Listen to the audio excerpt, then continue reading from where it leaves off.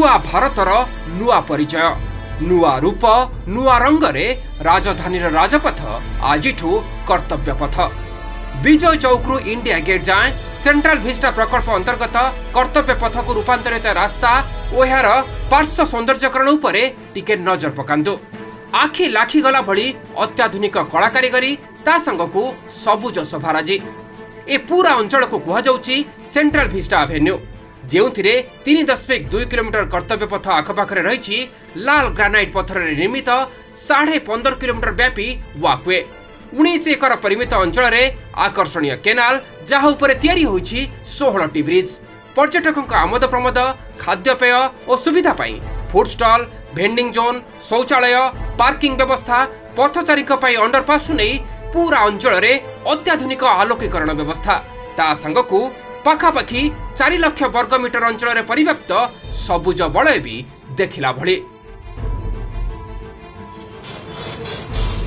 आउ ये कर्तव्य पथर परिचय कला मुगुनी पत्थर निर्मित नेताजी सुभाष चंद्र बोस का विशाल प्रतिमूर्ति इंडिया गेट पाखरे गला जनवरी 23 तारीख पराक्रम दिवस अवसर में जेउठी प्रधानमंत्री सुभाष का होलोग्राम अनावरण करथिले सेठी शोभा बढ़ाउछि गोटे मात्र ग्रानाइट पत्थर निर्मित ए आकर्षणीय प्रतिमूर्ति उच्चता 28 फुट लंब 10 फुट और चौड़ा 8 फुट हेले एते सहज नथिला एहर निर्माण मूर्ति निर्माण पई तेलंगानार खम्ममरु 280 मेट्रिक टन गोटिकिया पत्थर आसीबार थिला सेथि पई 100 फुट लंब विशिष्ट एक 140 चकिया स्वतंत्र ट्रक तैयारी हला आउ 1665 किलोमीटर रास्ता अतिक्रम करी पथर नुआ दिल्ली रे पहुंचबा परे आरंभ होइतिला निर्माण काम।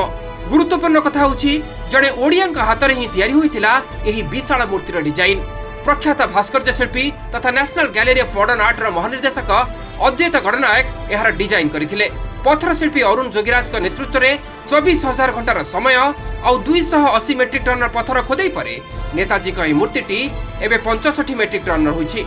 बड़ कथा हेउछि निर्माण में पुरातन एवं पारंपरिक उपकरण व्यवहार संगकू हाथ में खोदई भी होछि जहाँकि मूर्ति को आहुरी जीवंत और आकर्षणीय करी गढ़ी तोड़ी।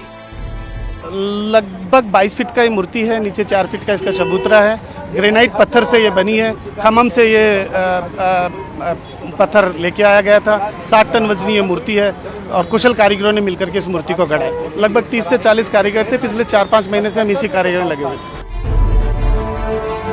सेंट्रल विस्टा एवेन्यू केंद्र सरकार का महत्वाकांक्षी सेंट्रल विस्टा प्रकल्पर प्रथम पर्याय 10 डिसेम्बर 2020 रे एहार शिलान्यास परे गत वर्ष फेब्रुआरी 1 रु आरंभ होइतिला एहार सौंदर्यकरण काम।